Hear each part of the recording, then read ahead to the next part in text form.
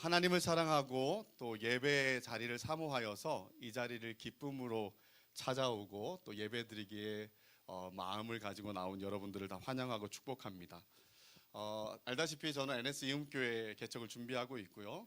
또 하나의 교회를 세우면서 어떤 것에 집중해서 교회의 기초를 나아갈 것인가라는 고민들을 해 나아갈 때 큰 세 가지 주제를 생각하게 됐어요. 그 중에 하나, 가장 중요한 것 중에 하나가 뭐냐면 예배입니다. 그래서 우리가 어떻게 예배를 드릴 것인가, 예배란 도대체 뭔가, 어떻게 예배의 목숨 건 공동체를 지향할 수 있을까, 이런 고민들을 하면서 예배에 대한 이야기들을 지금 우리 개척하는 사람들하고 같이 좀 많이 나누고 있는 중에 있습니다. 새가족을 오신 분들은 우리 화 목사님이 늘 새가족 환영회 때 하는 두 가지 이야기를 기억하실 것 같아요. 공동체에 대해서 되게 많이 강조하고, 또 하나가 나는 40년 동안 예배에 목숨을 걸었습니다 라고 이렇게 얘기했던 거 기억이 나실 것 같습니다. 그 말을 저도 와서 처음 들을 때 정말 동의하고 아멘 하는 마음들을 가지고 있었어요. 그리고 한 2, 3년 지나면서 내 마음 안에는 어떤 마음이 생각이 떠올랐냐면, 예배로 충분할까? 라는 생각이 살짝 들었어요. 예배로 충분하다라고 이렇게 말씀하시는 화 목사님 이야기에 이견을 내고 싶은 생각은 없는데, 그러면서도 한쪽으로는 계속해서 생각나는 게 뭐냐면, 예배가 너무 중요하고 화 목사님 말씀하는 게 다 맞는데 그럼에도 불구하고 예배와 더불어서 뭔가가 있어야 되지 않을까. 그래서 이 생각들을 하면서 우리 부목사님들하고 치열하게 이야기를 할 때가 많았어요. 그래서 어떤 교회는 제자 훈련을 하고, 어떤 교회는 두 날개를 하고, 여러 프로그램들을 가지고 돌리면서 뭔가 교회를 균형 있게 성장시키려고 애를 쓰는데, 진짜 과연 예배로 충분할까? 여기에 대한 고민들이 되기 시작했었습니다. 그리고 한 2, 3년이 더 지난 후에 지금 이제 사임하기 한 2, 3년 전부터 화 목사님의 이야기가 뭔지 이렇게 깨달아지기 시작했어요. 그리고 성경을 보면서 제가 예배에 대한 주제를 가지고 수년을 함께 이렇게 살펴보면서 이게 마음 안에 든 확신은 뭐냐면, 화 목사님이 얘기하는 대로 예배로 충분하다, 다른 것이 필요 없다라는 이야기가 아니라 성경이 말하는 예배라면 우리를 다 떠받칠 줄 그럴 충분한 이 기반이 다 될 수 있다라는 생각들을 하게 됐어요. 그래서 우리가 의외로 이 예배에 목숨을 걸었다라고 말할 때, 이제 제가 한 8년의 시간들을 사역하면서 화 목사님한테 죄송한 마음이 한 3년 전부터 생겼어요. 화 목사님만 목숨 걸게 했구나, 이런 생각이 좀 들었어요. 그래서 저 또한 또 우리가 함께 세울 공동체와 그리고 모든 그리스도인이라고 한다면 우리는 예배에 목숨을 걸어야 된다라는 생각들을 하게 돼요. 그럼 어떤 예배에 목숨을 걸어야 되는가? 도대체 예배는 도대체 뭔가? 우리가 한번 생각을 해 보려고 해요. 자, 예배는 먼저 하나님의 사랑의 초대이자 선물입니다. 예배는 의무감으로 우리가 어떤 형식적인 틀에 매여서 계속해서 7일 만에 돌아오는 어떤 루틴을 가지고 하는 것이 예배가 아니에요. 예배는 예수 그리스도의 몸을 찢고 피를 흘려서 예수의 보혈로 쓴 하나님의 초대장입니다. 여기에는 구원의 감격과 감사를 가지고 하나님 앞에 나와야 되는 예배자의 어떤 자격이 필요한 거예요. 그래서 인생의 죄의 문제를 해결해 주실 뿐만 아니라 의가 없는 자에게 예수님께서 지으신 의의 옷을 입히셔서 자격을 부여하시고 이 자리로 초대해 주신 하나님 우리에게 주신 최고의 선물이라고 해도 과언이 아닌 것이 예배라고 말할 수가 있습니다. 그리고 뿐만 아니라 이 예배는 우리가 할 수 있는 일생일대의 가장 고귀하고 중요한 소명입니다. 하나님께서 우리를 왜 구원하셨는가 했을 때 많은 이야기들을 할 수 있을 거예요. 그런데 거기에 가장 본질적인 것 하나가 뭐냐면, 예배자 되게 하기 위해서 하나님 우리를 구원하셨다라는 것입니다. 그래서 우리는 born to be a worshiper입니다. 우리는 태생적으로 탄생적으로 예배자가 되기 위해서 부르심을 받은 존재라는 거예요. 그래서 우리의 소명, 우리의 부르심을 얘기할 때 우리는 늘 무엇을 할 것인가, 내가 하나님을 위하여서 어떤 이 은사를 가지고 어떤 재능을 가지고 무엇을 해서 하나님께 영광을 돌릴 것인가 라는 그 고민들이 1차적인 것이 아니라, 내가 어떻게 하나님 앞에 예배자로 설 것인가, 즉 나를 부르신 하나님에게 가까이 가서 calling to God, 하나님에게로 부르신 그 하나님에게 가서 하나님과 더불어 교제하고 사귈 것인가, 이것이 우리가 풀어내야 될 가장 고귀하고 중요한 소명이자 사명이라고 말할 수 있습니다. 이게 되어야 우리는 그 다음 하나님 우리에게 기대하시는 사명의 삶들을 이뤄낼 수가 있는 거예요. 근데 이게 되지 않고 사명에만 뛰어든다 그러면 선교적 열망과 또한 어떤 이 일상의 삶, 미셔널 라이프를 우리가 생각하면서 삶의 자리에서 어떻게 내가 하나님께 영광 돌려야 될 것인가 라는 그런 어떤 좋은 의도이지만 뭔가를 해서 하나님께 영광을 돌리려고 하는 거기에 초점을 맞추다 보면 이 주객이 전도되어지고 말 거예요. 열심을 하면 열심을 할수록 우리는 소진되고 지치고 또 하나님이 우리를 돕지 않는 것 같아서 마음이 힘들어지는 때가 있을지 몰라요. 그래서 이런 것보다 더 중요한 게 뭐냐? 우리를 부르신 하나님에게 가서 하나님과 더불어 어떻게 친밀히 교제하면서 하나님과의 관계를 빌드업 할 것인가. 이것이 우리를 부르신 가장 중요한 소명이고 그 소명의 현장이 어디냐? 예배의 현장이다라고 이렇게 말할 수가 있는 거예요. 그래서 우리는 예배를 생각할 때 이 두 가지를 마음에 새겨야 돼요. 첫 번째, 예배는 그냥 베풀어준 자리가 아니라 예수의 피의 보혈로 쓴 하나님의 초대장이면서 우리 인생일 때 가장 중요한 선물이다. 그러면서 또한 이 예배는 내가 다른 어떤 것에 힘을 쓰기 이전에 내가 가장 먼저 힘쓰고 소중하게 여기고 애써야 될 가장 중요한 소명이 나에겐 예배다 라고 우리가 이 예배에 대한 인식들을 가지고 예배 생활에 힘을 써야 된다라고 생각이 듭니다. 그리고 이 두 가지의 마음을 가지고 우리는 예배에 대한 되게 중요한 네 가지를 좀 우리 마음에 또 새겨내야 돼요. 예배를 드리러 올 때마다 이 네 가지를 생각을 해야 되는데 오늘 뭐가 많죠? 두 가지 얘기하고 바로 또 네 가지로 갔어요. 다음에는 8가지가 될 가능성이 있는데, 자, 이 네 가지 예배를 드리기 전에 우리가 예배에 대한 네 가지를 끊임없이 생각을 해야 되는데 그게 뭐냐면 예배의 주인이 누구인가예요. 그리고 예배의 목적이 무엇인가. 그리고 세 번째는 예배가 어떻게 가능해졌는가. 그리고 네 번째는 예배의 현장이 도대체 어디인가. 이 네 가지를 인식들을 가지고 예배의 자리에 뛰어들어야 우리가 예배가 예배답게 될 가능성이 큽니다. 첫 번째, 예배의 주인은 누구인가인데요. 예배의 주인은 우리가 다 아는 것처럼 우리가 아니에요. 예배의 주인은 오직 하나님 한 분뿐이십니다. 그리고 우리의 경배의 대상도 하나님 한 분밖에 없다라는 거예요. 그죠? 그렇기 때문에 우리는 이 말에는 동의할 거예요. 우리의 예배의 대상은 바알이나 아스다롯이 아니라 오직 하나님 한 분만입니다 라고 말할 때 우리는 여기에서 이 일을 할 사람은 아무도 없을 거라고 생각이 들어요. 근데 이 우상은 이것보다 더 많습니다. 우리 마음속에 은밀한 우상들도 이 예배의 주인이 될 수가 없습니다. 이 마음속에 은밀한 우상들은 뭐 탐심과 탐욕이 그 기반이다라고 말할 수 있는데요. 이 우상 숭배는 엄밀하게 말하면 자기 자신 숭배예요. 우리가 압도적인 크기의 우상을 섬기는 것 같아 보이지만 그 우상을 섬기면서 우리는 그 우상하고 아주 빅딜을 하는 거예요. 뭐냐면 내가 우상에게 섬길 테니까 너는 내게 필요한 것들을 들어줬으면 좋겠다라는 일종의 거래인 거예요. 그래서 이 우상 숭배는 그 기저를 끊임없이 파고 들어가면 뭐가 있냐면 자기의 탐심이 그 안에 있는 거예요. 그래서 골로새서 3장 5절에는 곧 땅에 있는 지체를 죽여야 되는데 탐심이니 그 탐심은 곧 우상 숭배다라고 이렇게 말씀하고 있는 거예요. 이 예배의 현장은 우리가 하나님을 주인으로 섬기는 것처럼 예배를 드리는 것처럼 보일 때가 있지만 그런데 그 안에서 끊임없이 우리의 탐심이 발동할 때가 너무 많아요.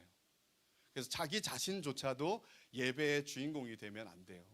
간혹 예배를 서비스처럼 생각하는 사람들이 있습니다. 와서 뭔가를 교회가 부지런히 제공해 줘야 된다라고 생각하는 사람들이 있어요. 그런 마음은 결국은 내가 주인이 되어서 예배를 받는다라는 차원의 태도라고 말할 수가 있는 거죠. 그래서 예배는 우리는 온전한 경배의 주체로서 경배의 대상이 되시는 유일한 하나님께 경배자의 마음으로 나와서 엎드리는 것이 이 예배의 본질이에요. 그래서 예배의 주인이 하나님이다라는 사실을 우린 단 한순간도 잊고 예배를 드리면 안 됩니다. 우리가 예배 현장에서 끊임없이 생각해야 되는 게 오늘 예배의 주인 역시 하나님이시다라는 것을 내 마음속에 되새기면서 걸어 나가야 되는 거예요. 두 번째는 예배의 목적이에요. 이 예배의 목적은 하나님 경배와 하나님의 영광입니다. 우리의 기쁨도 우리의 행복도 심지어 우리가 은혜 받는 것조차도 이 예배의 목적이라고 할 수가 없습니다. 간혹 이럴 수 있어요. 오늘 예배를 왜 드리러 왔습니까? 라고 물으면 나는 은혜가 필요해요. 은혜 받기 위해서 여기에 왔어요. 라고 이렇게 말할 수 있어요. 이 말이 완전히 틀렸다라고 말할 수는 없어요. 그렇게 갈급한 심령을 가지고 나와서 하나님께 은혜를 구하는 사람들에게 하나님은 은혜 주시는 분이시다라는 것을 우리는 믿습니다. 그죠? 그런데 이 어투에서 우리가 생각해 봐야 될 건 뭐냐면 예배의 목적이 내가 은혜 받는 것이다라고 한다 그러면 결국은 그 예배의 목적이 내가 되는 거예요. 그죠? 그런데 은혜도 우리의 예배의 목적에 앞설 수가 없습니다. 우리의 예배의 목적은 오직 하나님이에요. 하나님의 영광입니다. 그리고 이 예배의 결과가 뭐냐? 이 예배의 결과가, 바른 예배의 결과가 바로 우리의 은혜와 행복과 기쁨이다라고 말할 수가 있는 거예요. 이게 도치되면 안 되는 거예요. 내가 어떻게든 살아야 될 것 같아서 내가 살기 위해서 뭔가 필요하다라고 이렇게 메어 달리는 것, 이거는 하나님이 허용하시는 부분이긴 하지만 그런데 이것이 우리의 목적이 되어서는 안 된다라는 겁니다. 우리의 목적은 하나님이어야 되고 그 하나님을 목적으로 두고 바른 예배를 드릴 때 그 바른 예배의 결과, 하나님이 주시는 은혜의 혜택들 그리고 행복과 기쁨들이 우리에게 풍성하게 넘쳐날 수 있다라는 거예요. 그래서 예배 현장에 나올 때 내가 오늘 예배 드리는 것은 내 마음과 내 삶은 정리정돈이 되어 있지 않고 여전히 나는 상처와 아픔과 해결하지 못하는 아픔들로 늘 전전긍긍하며 힘들지만 그럼에도 불구하고 내 모든 삶의 주인은 하나님이심을 내가 인정하면서 지금 정리되지 않아도 하나님의 능력의 손 안에 내 삶이 다스려진다라는 것을 믿고 나는 그럼에도 불구하고 하나님을 예배하고 하나님을 찬양하기 위해 하나님께 나옵니다 라고 목적을 하나님께 두고 예배할 때 그 예배는 하나님이 어떤 예배보다도 기쁘게 받으시고 우리에게 말할 수 없는 기쁨과 영광과 은혜들을 우리에게 부어주실 거라고 믿습니다. 그래서 이 예배의 목적이 무엇인지 늘 한번 잘 인식하면서 예배에 나오기를 원합니다. 그리고 세 번째는 이 예배가 우리에게 어떻게 가능해졌나라는 거예요. 우리는 원래 예배 자리에 나올 수 있는 자격이 없는 사람입니다.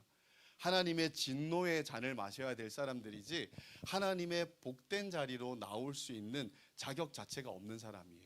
그런데 히브리서에서는 이렇게 말합니다. 형제들아 우리가 예수의 피를 힘입어 성소에 들어갈 담력을 얻었다라고 얘기를 해요.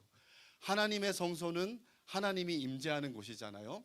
즉 하나님의 임재 속으로 나아갈 수 있는 길이 뭐였냐면 예수께서 우리를 위해 대속의 피를 흘려 주셨기 때문에 우리가 거기에 나아갈 수 있게 되었다라는 거죠.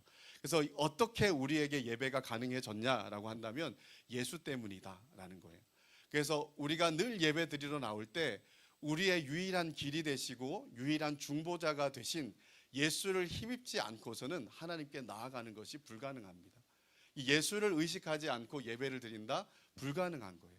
그래서 우리는 예배 현장에서 끊임없이 우리의 진짜 중보자 되신 예수님을 붙잡고 예수의 공로 때문에 하나님 앞에 나아가게 된 이 사실 자체를 너무 감격적으로 여기면서 하나님 앞에 나아가는 것이 예배의 시작이라고 말할 수가 있는 거예요. 그래서 어떤 찬양처럼 보혈을 지나 아버지 품으로, 보혈을 지나 하나님 품으로, 보혈을 지나 하나님 품으로 한 걸음씩 한 걸음씩 나아가는 것, 이것이 우리가 드리는 예배이고 이 예배는 예수 때문에 가능해졌다라는 거예요. 그래서 이 사실을 안다 그러면 예배는 감동과 감격밖에 없을 거예요. 그렇죠? 그러니까 내 상황을 쳐다보면 내가 예배할 수 있는 마음이 안 생길 수가 있습니다. 그런데 예수께서 우리에게 해놓으신 일들을 본다 그러면 우리의 상황과 상관없이 예배 드리는 것이 우리에게는 감격과 감동, 기쁨이 되어질 수가 있는 것이죠. 그죠? 그러니까 네 번째는 예배 현장이 어디인가라는 거예요. 예배 현장. 우리가 코로나 때 예배 현장에 대한 고민을 진짜 많이 했었습니다. 그래서 예배 20명씩 나올 때 이때 모두가 더 마음이 너무 아파서 예배에 대한 사모함이 진짜 컸었어요. 그런데 이게 어느 정도 익숙해지니까 예배 사모함도 떨어졌어요. 그리고 코로나가 끝나도 현장 예배가 잘 회복되지 않았어요. 그리고 예배를 드릴 때 줌 예배를 드리는데 기억나실지 모르겠지만 우리 본당에서 줌 예배를 드리면 줌으로 몇백 명씩 들어와야 됐거든요. 근데 그거를 이제 우리 부목사님들이 한 명씩 돌아가면서 다 이렇게 이제 체크를 하는 거예요. 그리고 체크를 하는데 예배를 끝나면 다 줌에서 썰물 같이 막 빠져나가는데 그걸 다 잡아내야 돼요. 제발 로그아웃 하지 마십시오 하면서 계속 쳐서 화 목사님이 모든 인사를 끝내고 와서 인사를 할 때까지 사람을 붙잡아 둬야 돼요. 왜? 하 목사님은 너무 보고 싶어 하니까 어쨌든 그걸 잡아둬야 되는데 그 일들을 하면서 이제 화면만 계속 보고 있어요. 화면만 계속 보고 있는데 너무 재미있는 현상들이 되게 많았습니다. 제가 이제 담당할 때였는데 어떤 권사님이 집에서 예배를 드리는 거예요. 그래서 저기 앞에 이제 아마 거실 앞에 큰 TV가 있었을 거예요. 거기 앞에다가 이 컴퓨터를 올려놓고 줌을 틀어놓고 이게 뒤에 와서 소파에 앉아서 이제 예배를 드리고 있었는데 이 소파 끝에 여기 아마 아들 방이 있었던 것 같아요. 아들이 나오면서 갑자기 옷을 훌러덩 벗으면서 화장실로 들어가고 이거 어떡하지 하면서 막 메시지로 권사님 막 이러면서 이렇게 던졌던 기억이 나요. 그래서 우리가 또 많은 실험한 게 많은 사람들이 다 화면을 다 끄는데 화면 좀 켜주세요. 계속해서 이 메시지를 던져야 됐거든요. 이것도 뭐 몇 달이 지나니까 다들 어떻게 하냐면 화면이 이제 점점 꺼지는 숫자가 많아지는 거예요. 앞에 2페이지 외에는 나머지 한 6, 7페이지는 다 꺼져 있습니다. 꺼져 있는데 꺼져서 뭘 하는지를 잘 모르겠어요. 그래서 어떤 지체는 얘기하더라고요. 누워서 예배를 드렸다고. 그래서 저 마음 안에는 되게 고민이 된 거예요. 예배 현장이 도대체 어디인가? 우리가 이 예배당에 나와서 의자에 꼿꼿이 앉아 있으면 하나님 앞에서 예배 드리는 것처럼 할 수 있고, 그러지 않고 우리가 온라인에서 한다 그러면 얼마든지 편한 자리로 그렇게 할 수 있는 게 예배 현장일까? 그러면 온라인은 예배 현장이 아니고 현장만 현장일까? 이런 고민들을 하다가 히브리서를 말씀을 보게 됐어요. 히브리서 말씀을 보니까 우리의 예배 현장은 이런 예배당 장소도 아니고 또한 온라인도 아니었어요. 우리의 예배 장소는 어디냐면 하나님의 은혜 보좌 앞이다라고 이렇게 얘기를 하고 있는 거. 자, 예수께서 피 흘려서 새로운 산길을 열어주셨는데 그 산길을 어디로 가게 만들어 놓으셨냐라고 했을 때 그 최종 종착역이 어디냐면 하나님의 지성소, 즉 하늘 지성소, 하나님 은혜 보좌 앞이 우리의 예배 현장이었다라는 거예요. 예수님께서 십자가에 죽으실 때 한 현상이 일어났습니다. 그 현상이 뭐냐면 지진이 일어나고 하나님의 지성소를 막고 있는 휘장이 위에서부터 아래로 찢어졌어요. 즉 하나님의 임재 앞으로 나아가는데 막고 있던 휘장이 찢어짐으로 말미암아서 하나님께로 나아가는 길이 열렸다라는 것을 우리에게 보여주고 있는 거예요. 그런데 이 성소는 앞으로 40년 후에 결국은 이제 40년 후에 완전히 파괴되고 말았습니다. 그러면 이제 이스라엘 백성들이 예배할 성소가 없어진 거예요. 그런데 히브리서 기자는 이 부분을 이렇게 해석을 하고 있는 거예요. 이 땅에 있는 성소는 하늘 지성소의 그림자일 뿐이다라는 거예요. 그래서 우리가 진짜 예배해야 되는 자리는 땅에 있는 성소가 아니라 하나님의 지성소, 진짜 지성소, 지성소의 원형인 하늘 지성소다라고 이렇게 말씀하고 있는 것이죠. 또 법궤도 한번 생각해 보아요. 땅의 성소의 그 지성소 안에는 법궤가 있었거든요. 이 법궤 안에는 3가지의 물건이 들어있고 그 법궤를 이렇게 판으로 가렸어요. 판으로 덮었는데 이 판을 성경에서는 속죄판이라고 얘기를 해요. 그리고 이 속죄판 안에는 뭐를 이제 연이어서 만들었냐면 속죄판 위에다가 천사 2 형상을 만들었어요. 그리고 그 천사들이 날개로 가리면서 감싸면서 그 시선이 속죄판에 향하게 했어요. 그리고 하나님께서 출애굽기 25장 8절 9절의 말씀 25장에 보면 날 만나라 그룹 날개 사이에서 날 만나라라고 말씀하셨어요. 그게 어디를 말하냐면 바로 속죄판 지성소를 이야기를 하는 겁니다. 그 속죄판에 그 그룹들이 시선을 향하고 있는 그 속죄판 위가 하나님을 만나는 장소라고 얘기를 하는 거예요. 그리고 그 장소를 다른 이름으로 성경에서 쓰고 있는데 그 이름이 시은좌입니다. 시은좌. 한자로는 베풀 시자에다가 그리고 은혜 은자 은혜 은자에다가 그 다음에 좌석 자자를 자리 자자를 쓰고 있어요. 즉 하나님의 은혜가 베풀어 주지는 장소가 바로 시은자 속죄판이다라는 거예요. 그래서 구약 이스라엘 백성들이 하나님을 만나는 방법이 뭐였냐면 1년에 한 번씩 대제사장이 지성소에 들어가서 백성들을 대신해서 속죄의 피를 가지고 그 속죄판에다가 뿌릴 때 하나님께서 그들을 용서하시고 그들을 만나 주시는 거예요. 근데 이게 다 없어진 거예요. 그러면 이 땅에 있는 지성소 시은자의 진짜 원형은 뭐냐라고 했을 때 성경은 그게 바로 천상의 은혜의 보좌라고 말하는 거예요. 그래서 히브리서 4장 16절에는 때를 따라 돕는 은혜를 얻기 위해서 하나님의 은혜의 보좌 앞으로 담대하게 나아갈지니라라고 말하고 있는 거죠. 그래서 우리가 드리는 진짜 예배의 현장은 어디냐면 하나님의 은혜의 보좌 앞이라고 말할 수가 있는 거예요. 이게 무슨 소리냐? 우리가 지금 K실에 와서 예배를 드리는데 여기가 예배 현장이지. 근데 여기의 예배 현장은 실질적으로는 여러분들이 형식적으로는 여기서 모여서 예배하지만 그런데 진짜 우리가 예배하는 현장은 예수 그리스도의 피에 힘입어서 하나님의 하늘 지성소, 하나님의 은혜의 보좌 앞에 나아가서 예배하는 것이 우리의 진짜 예배의 장소라는 거예요. 그래서 여러분들이 지금 어디에 있느냐? K실에 앉아 있지만 하나님의 은혜의 보좌 앞에 있는 것이 여러분들의 예배 현장의 의미다라고 말해주는 거예요. 그래서 우리가 어디에서 예배를 드리는가? 생생하게 살아 역사하시는 하나님의 은혜의 보좌 앞에서 하나님 앞에 예배 드리고 그 살아 역사하시는 하나님을 생생하게 경험하는 것이 바로 예배 현장인 거예요. 여러분들 이제까지 예배를 매주마다 드려왔잖아요. 예배가 끝났을 때 여러분들에게 온 것은 뭡니까? 예배를 끝났는데 이제 예배 끝나고 문을 열고 여러분들의 삶의 자리로 돌아가려고 할 때 여러분들 이 예배의 결과가 여러분 남은 게 뭐였습니까?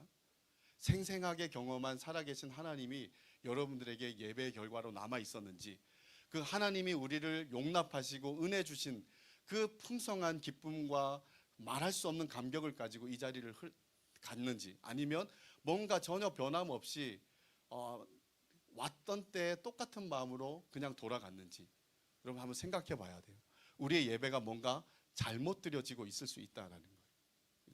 그래서 예배를 예배답게 진짜 드리려 그러면 예배가 뭔지, 그리고 예배에 우리가 이 네 가지를 진짜 인식하면서 나아가서 몸부림칠 때 우리는 예배를 예배답게 잘 드려낼 수가 있는 거예요. 제가 오늘 찬양 인도를 하시는 우리 형제님 얼굴은 내가 알고 있는데 어머님도 알고 있지만 한 번도 얘기해 본 적은 없습니다. 그런데 오늘 예배를 드릴 때 너무 아쉽다 생각이 들었어요. 왜냐하면 찬양이 너무 빨리 끝났다 생각이 드는 거예요. 뭐 정해진 대로 끝났겠죠. 이건 내 마음이에요. 제가 찬양할 때 진짜 좋아하는 게 예수 그리스도를 노래하는 거거든요. 오늘 그런 찬양들이 계속 되는데 더 하고 싶은데 더 하고 싶은데라고 하는데 기도가 하길래 설교를 준비하러 나가야 되나, 아니면 이 기도 후에 또 찬양을 하나, 그래서 제가 눈 뜨고 이렇게 지켜봤는데 오늘 찬양이 너무 좋았어요. 너무 좋아서 이 시간들이 정말 하나님께서 우리 가운데 은혜의 문을 활짝 열고 기다리고 계시구나라는 것들이 느껴졌었습니다. 근데 여러분들이 예배 현장에 나와서 이 예배에서 뭘 보기를 원하고 뭘 기대하고 무엇을 얻고 가고 싶은지를 한번 생각해 보십시오. 그런데 여러분들이 얻고 가고 싶은 것 말고 하나님이 이 예배를 통해서 뭘 주고 싶어 하시는지를 우리가 기억하면서 그 하나님의 은혜, 이 예배의 결과로서 여러분들이 은혜를 가지고 이 문을 나설 때 여러분들의 삶은 이 예배 하나로 충분하다라는 이 화 목사님의 이야기가 이해가 되어질 거예요. 근데 그게 없으면 절대 이해를 못할 겁니다.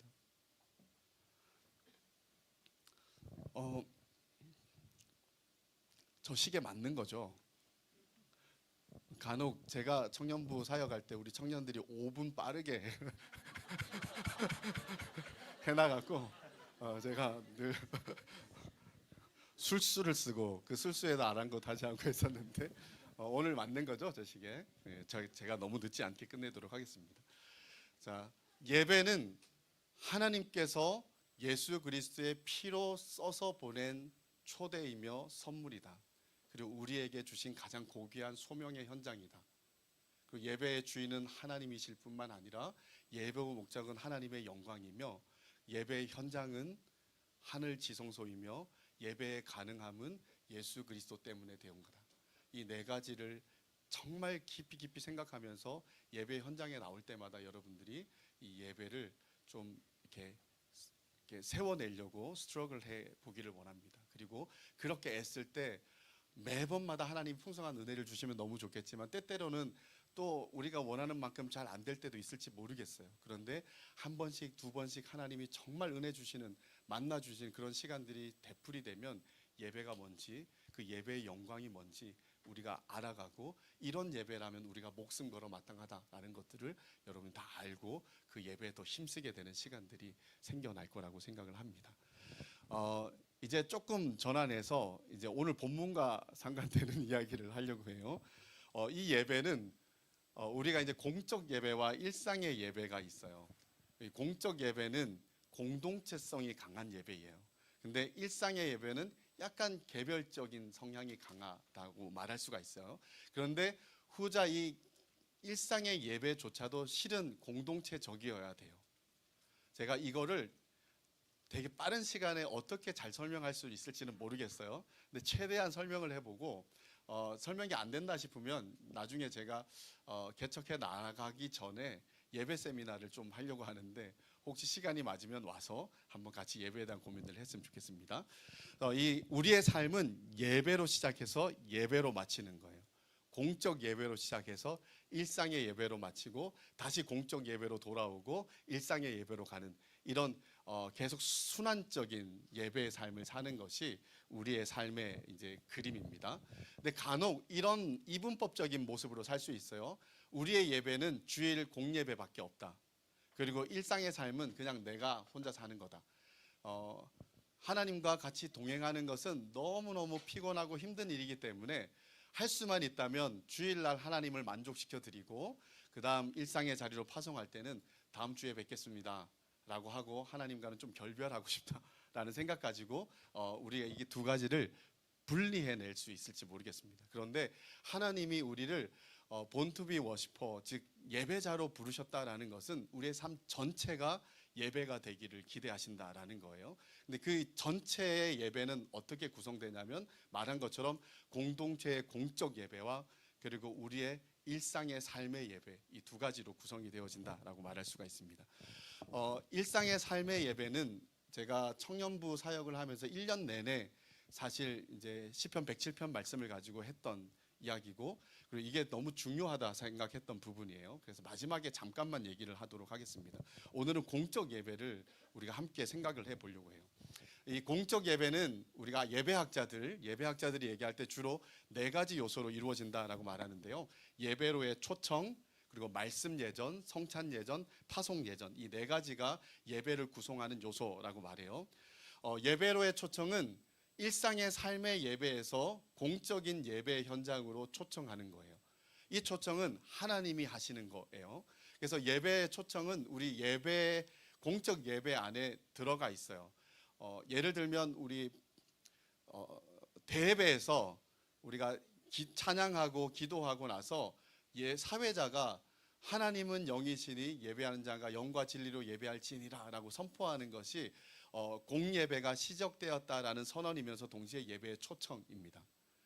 공예배할 때 사람들이 되게 애매해하는 걸 느껴요. 저도 사회를 하면서 하나님은 영이시니 예배할지니라 그러면 아멘이라고 해야 되나 말아야 되나 망설이는 게 느껴져요. 그래서 일부만 아멘 하고 해요. 그래서 사회자도 간혹 어떤 사람은 아멘이라고 하고 어떤 사람은 안 하거든요. 사회 스크립트에는 아멘이라고 안 적혀 있어요. 안 적혀 있기 때문에 예배할지니라 그러면 성가대가 나오고 기도하고 아멘 해야 되는 거거든요. 근데 예배할지니라라고 선언하면 사람들이 아멘 하는데 아무도 안 하니까 아멘 이렇게 될 때가 많다는 거죠. 근데 어쨌든 이거는 일종의 예배로의 초청인데, 이 예배로의 초청을 우리가 좀 더 넓게 생각해 볼 수 있어요. 여기에 목자분들이 계시죠. 우리 목자분들이 토요일 날 우리 목원들에게 전화를 해요. 한 주간 잘 지냈냐? 이러이러했는데 우리 또 내일 뭐 한참 사적인 대화를 하고 내일 예배인데 우리 예배 때 보자라고 하는 것도 일종의 예배로의 초청이죠. 그 예배로 초청은 목자를 통하여서 하나님이 여러분들에게 주시는 초청이라고 말할 수가 있어요. 그죠? 그래서 이 초청을 갖고 우리는 예배로 나오게 됩니다. 그리고 예배에서 말씀을 통해 하나님에 대한 감각을 일깨우고 성찬을 통해서 이 보여지는 하나님의 복음의 말씀을 배워가는 것이 예배의 현장이에요. 그리고 마지막에는 이제 파송을 하는 거예요. 파송은 뭐냐면 일상의 자리로 나아가는데, 그냥 우리가 겪는 일상은 단순한 일상이 아니라 우리의 예배의 현장입니다. 그래서 바벨론 같은 우리가 사는 삶의 현장이지만 거기에서도 다니엘과 세 친구가 믿음으로 예배를 드리며 살았던 것처럼 당신도 하나님 의지하면서 예배자로 승리하고 또 그곳에서 하나님의 은혜와 영광들을 세상 가운데 증거하여 보여주는 예배자의 모습으로 살아가다가 우리 일주일 후에 다시 봐요 라고 그렇게 축복하면서 보내는 것이 파송이라고 말할 수가 있어요. 그래서 공적 예배는 초청으로 시작해서 파송으로 끝나는 거죠. 그리고 이 파송은 단순히 예배, 공적 예배 마침이 아니라 일상의 예배의 시작됨을 알리는 시간이라고 볼 수가 있어요. 그래서 이 파송은 공적 예배와 일상 예배가 되게 거룩한 리듬감을 가지고 살아나도록 만드는 되게 중요한 요소가 파송이라고 말할 수가 있습니다. 그래서 파송은 조금 더 의미 있게 하는 것이 필요하다라고 생각이 들어요. 지금 청년 이부가 어떻게 이제 끝맺는지는 저는 잘 모르겠습니다. 제가 청년부 사역할 때 우리가 이제 파송을 어떻게 했었냐면, 처음에 왔을 때 이 축도를 광고 이전에 넣었어요. 제가 와서 그 바꾼 거 하나가 있었는데 다른 건 많이 안 바꿨고, 바꾼 거는 축도를 광고 이후로 미뤘어요. 왜냐하면 이 광고도 일종의 코이노니아니까 공동체 예배 한 부분이라고 말할 수가 있어요. 그리고 나서 축도하기까지가 너무 시간이 오래 걸려요. 이렇게 이제 광고하고 나서는 모두가 다 또 일어나야 돼요. 지금도 일어나죠, 그죠? 아니에요? 그때 얘기만 하겠습니다. 자, 다 일어나서 이제 같이 이제 파송의 노래를 불러요. 파송의 노래를 부르면서 같이 이제 기도하고, 우리가 이제 여기에서 하나님을 경험했다면 삶의 자리에서도 우리의 예배가 지속될 수 있도록, 그곳에서 모두가 승리할 수 있도록 서로 격려하고 축복하면서 기도하고 보내는 거예요. 보내고 이제 그렇게 파송을 하는데, 제가 이제 아직도 기억나는 한 형제가 있어요. 방수아라는 형제인데 되게 까칠까칠한 형제였어요. 늘 사람 마음을 후벼 패는 그런 우리 되게 재밌는 선배님이었는데, 근데 눈물도 되게 많았어요. 파송할 때마다 저쪽 구석에 어디에서 하고 계속 울면서 기도를 하다가 파송하고 끝나면 독설하고 이렇게 했던 너무 귀한 형제가 기억이 나요. 근데 우리 그렇게 파송하면서 정말 이렇게 약간 감격과 감동과 또한 기대와 그리고 걱정과 또 사랑과 여러 가지 마음들을 가지고 서로를 파송하는 시간들이 있었습니다. 그러고 나서 저는 약간 이제 조금 이렇게, 제가 경상도 사람이라서 여로운 일을 잘 못하거든요. 근데 제가 되게 여로운 일을 했던 것 중에 하나가 축도를 바로 시작하지 않고 거기에다 멘트를 집어넣었어요. 그 멘트가 뭐였냐면, 사랑하는 여러분, 하나님께서 여러분들을 여러분의 삶의 자리로 파송합니다. 여러분들의 삶의 자리도 하나님을 예배하는 자리로 화하여서 그곳에서 하나님 영광 받으시고 하나님이 여러분들을 통해 세상이 하나님을 보는 일들이 일어나기를 소망합니다. 지금은 하고 이렇게 축도를 했었어요.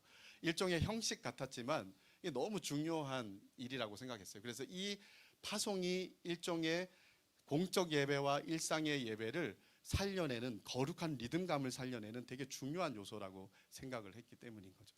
그래서 우리가 그냥 모여서 예배하는 것이 아니라 예배 공동체로서 함께 예배하고 이제 흩어져서 각자의 삶의 자리에서 예배하지만, 그러나 우리가 그 사람들을 기억하면서 같이 있지는 못하지만 늘 그들의 삶을 지지하고 응원하고 축복하고 격려하면서 그들을 위해 기도를 포기하지 않고 쉬지 않는 마음으로 축복하며 보내는 것, 이것이 어떻게 보면 일상의 예배로의 전환, 즉 파송이 가진 되게 중요한 공동체적인 힘이다, 결속력이 필요한 거다라고 생각을 했던 거죠. 그래서 이 공적 예배는 이 네 가지로 이루어져 있는 거예요. 그래서 이 공적 예배를 통하여서 우리는 이 모든 리듬감들을 살려내야 된다라고 생각을 합니다. 자, 공적 예배는 구약 성경에서는 불참자는 이스라엘 공동체에서 끊어버렸어요.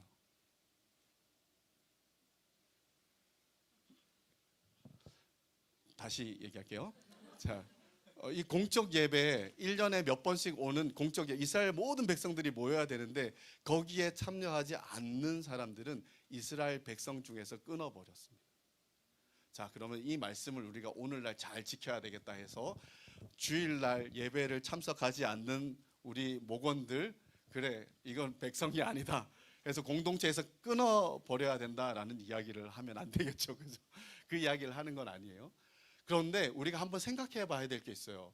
도대체 공적 예배가 뭐길래 하나님께서 구약 성경 때는 그 공적 예배를 지키지 않은 사람들을 끊어버리라고 말할 정도로 엄격하게 그 공적 예배를 중요하게 여기셨냐라는 거예요.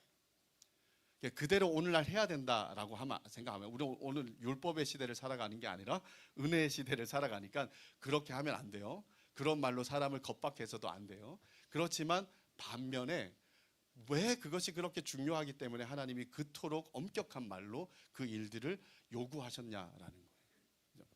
이 공적 예배는 하나님 백성의 정체성을 함께 확인하면서 공동체의 신앙을 세워가고 세대 간 믿음을 전수하면서 공동체가 하나님의 백성, 하나님의 공동체로서 이 바벨로 같은 세상에서 존속해가는, 유지해가는 너무 중요한 핵심 기둥이었어요.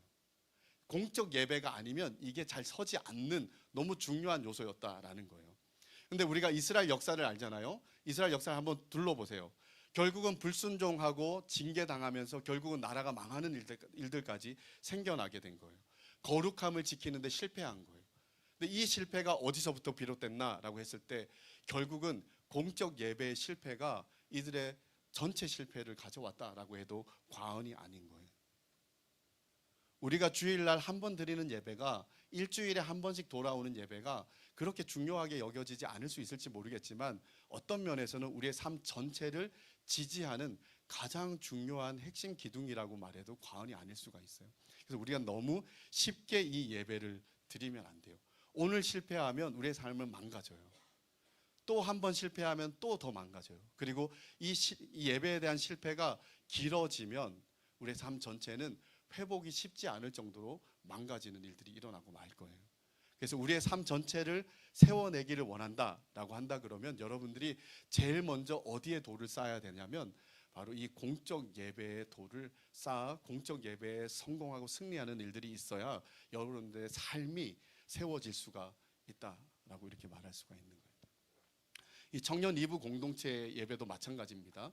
우리가 가끔 숨쉬기도 힘들 정도로 빽빽하게 앉아서 예배를 드리는데 뭐 이렇게까지 해야 되나라고 생각이 드는 사람이 있을지 모르겠어요.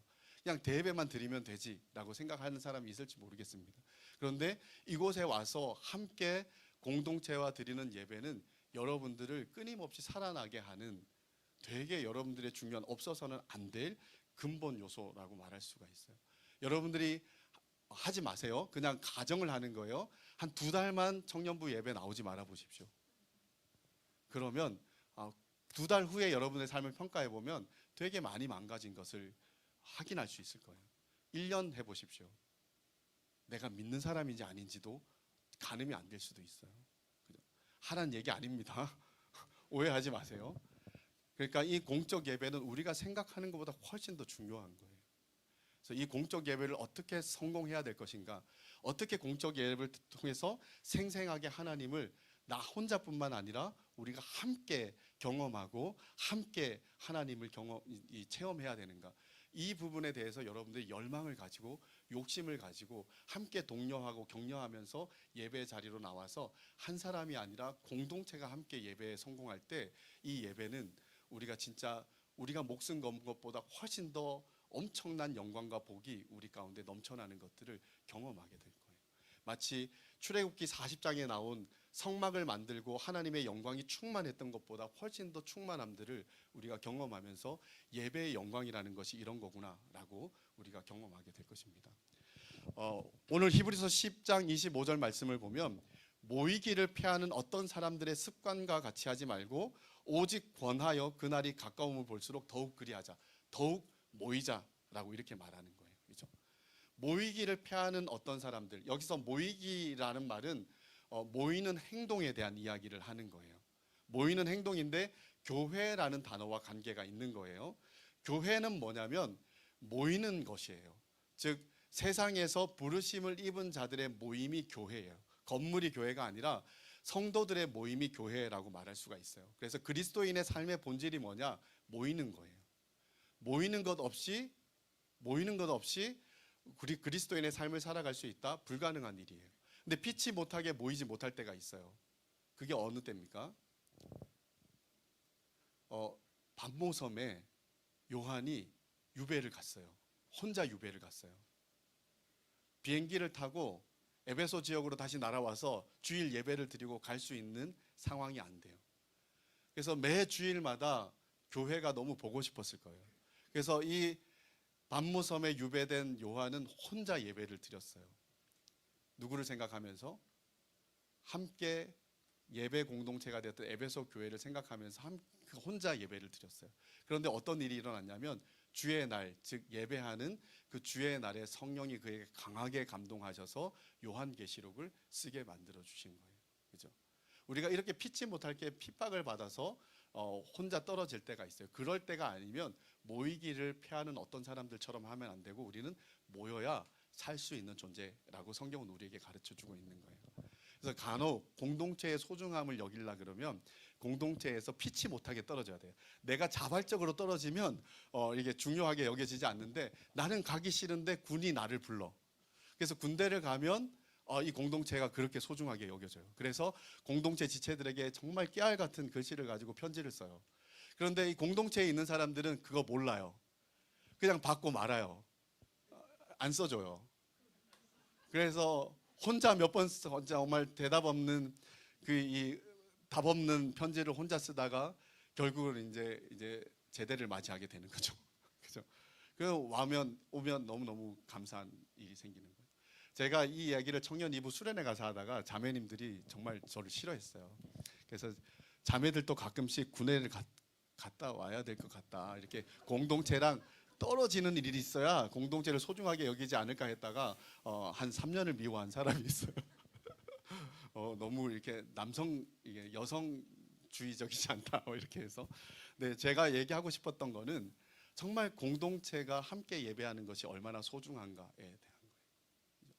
그래서 옆에 있는 사람들이 같이 앉아 있는데 이 앉아 있는 중에 내가 홀로 예배하는 것이 공적 예배가 아니라 이 공적 예배는 함께 마음을 합하여서 하나님의 은혜 보좌 앞에 나아가는 것이 예배예요. 그래서 이 예배 중에 혹여 여러 가지 아픔 때문에 은혜를 누리지 못하고 소외된 사람이 있다 그러면 여러분들이 그 사람들을 눈여겨보고 함께 아파해야 돼요. 그 형제가 그 자매가 은혜를 얻기까지 내 마음이 쉬지 못하겠다라고 하는 것이 함께 예배 공동체가 된 형제 지체의 마음이라고 말할 수가 있는 거예요.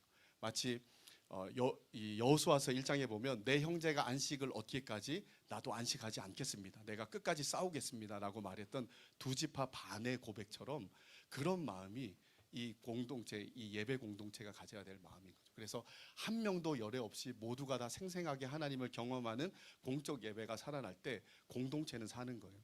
그리고 여러분 개개인의 삶도 살아날 수가 있는 거예요. 그래서 이 예배를 어떻게 드려야 되냐? 모이기를 피하는 어떤 사람들처럼 해도 되고 안 해도 되고 이렇게 가볍게 여기는 것이 아니라 우리는 본투비, 예배를 드리기 위해서 부르심을 받고 구원을 받고 창조를 받았다라는 것들을 기억하면서 예배의 자리로 서로가 끊임없이 초청을 하는 거예요. 그리고 예배의 자리에 나와서는 함께 마음을 합하여서 하나님의 은혜 보좌 앞에서 하나님을 경험하는 일들이 일어나기까지 우리가 쉬지 않고 하나님 앞에 갈망하고 예배드리고 그리고 말씀에 집중하고 말씀의 은혜를 누리고 이런 일들이 일어날 때 우리의 예배가 살고 우리가 살고 공동체가 살고 교회가 살고 그리고 이 땅에 있는 모든 아직도 하나님을 알지 못하는 사람들에게까지 그 여파가 미칠 수 있는 일들이 열려질 수가 있다라는 거예요. 이제 말씀을 맺을게요. 사랑하는 여러분, 우리가 드리는 예배는 작은 일이 아닙니다. 너무너무 큰 일입니다. 그리고 가장 고귀한 소명입니다. 그래서 이 예배 하나 드리는 것이 어쩌면 우리가 생명을 다해야 된 일이다라고 하나님 우리에게 맡겨주신 일일 수도 있어요. 그죠? 진짜 그렇게 하나님이 기대하는 만큼으로 예배를 드려서 예배에 성공한다 그러면 우리의 모든 것들이 달라질 거예요. 우리의 신앙도 달라지고 우리의 삶도 달라지고 우리의 공동체에 대한 마음과 지체들에 대한 마음도 달라질 거라고 생각합니다. 이 공적 예배가 살아나야 여러분들의 삶의 예배가 살아날 거예요. 내가 오늘 일상의 예배에 대해서는 할 수도 없이 끝내야 되는데, 근데 어쨌든 뭐 구도는 여러분들이 다 이해했을 거라고 생각을 합니다. 그렇죠?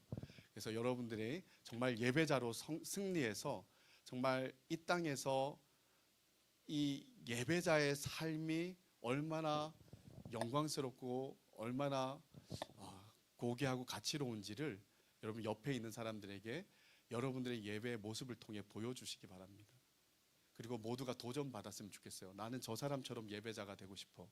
함께 예배자가 되고 싶어. 그래서 이 청년 2부 이 공간에 있는 어느 누구도 정말 공적 예배를 게을리하지 않고, 그리고 이 예배를 통해 하나님을 생생하게 경험하면서 하나님께 정말 이렇게 친밀하게 이렇게 닿아서 하나님과 더불어서 여러분들의 삶을 어떤 순간에도 불확실성이 넘치는 사회 속에서도 그렇게 살아내는 저와 여러분들의 삶이 되시기를 주님의 이름으로 축복합니다.